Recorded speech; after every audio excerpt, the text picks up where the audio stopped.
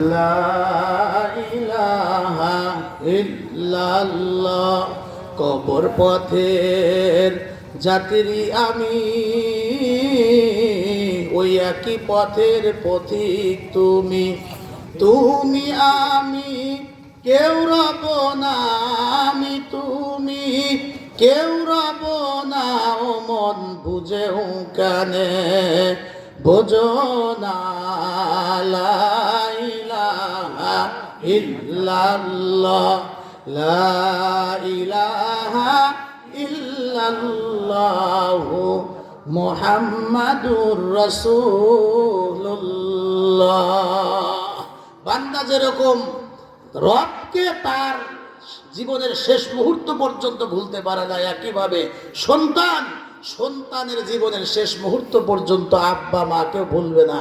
বেঁচে থাকতেও 6 থেকে 7টা হক আদায় করা, মারা গেলেও 6 থেকে 7টা হক আদায় করা। তার মধ্যে অন্যতম হক হলো সন্তান নেক আমল করে করে তার আব্বা মার কবরে পৌঁছাবে। একটু জোরে কন্যা সুবহানাল্লাহ। সেই নেক আমলের অংশ হিসাবে আজকের এই মাহফিলের আয়োজন আমরা এখানে বসেছি।